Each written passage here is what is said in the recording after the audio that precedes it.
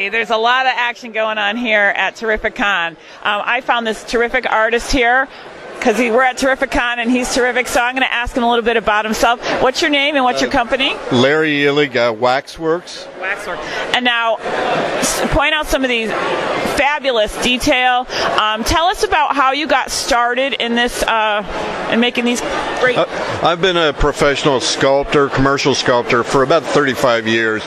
Mainly supported myself in the toy business at Kenner and Hasbro, making the action figures, also in theme parks. So, but I always wanted to make my own items. So there used to be resin kit shows where they would sell model kits, and I started making my own figures. I always liked the old monster movies, like Creature from the Black Lagoon, or like over the Metaluna Mutant from This Island Earth. And I would sell those painted or unpainted, where they could just take the thing, put it together, and paint it. And later on, I decided to expand. I was always interested in doing bronze process, but it was very expensive. And I discovered a process called cold cast bronze, which is you take a resin, pour it into a mold, and it mix in bronze powder. So I would sculpt, again, I love the old monster, Boris Karloff, Bela Lugosi, Universal, and I would do busts. Now, normally I sculpt these in something called Super Sculpey, and that's a clay that you can get at most craft stores. I sculpt it, and then when it's finished, bake it. From there, I would make a mold, and then the process of casting these.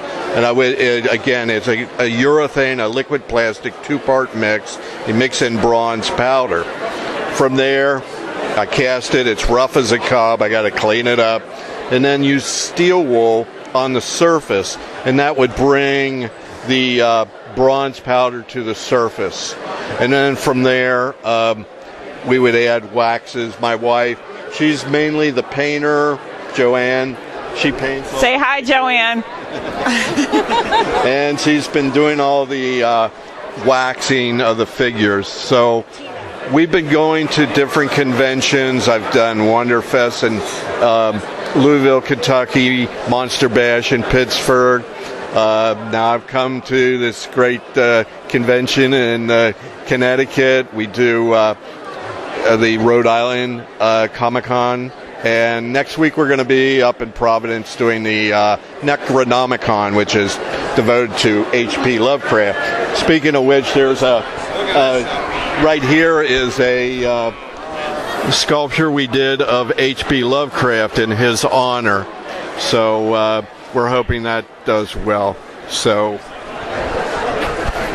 Well, that's great. I really admire your work, and there's so much detail that goes into this. Now, did you say that you started with sculpting in school, or was it something that you... It's sort of it's just like you do as a kid. You just enjoy, go to the toy stores and see those, and you'd like to make them, so you just get some clay and you'd make them real crude models, and just sort of evolved. I think by the time I was in art school, I sort of knew what I wanted to do already, but they sort of direct and refine your abilities, and they teach you new things.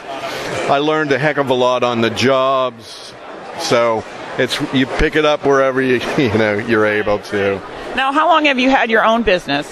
Well, I retired from full-time sculpting, and now I'm doing it on my own. That's been about 10 years.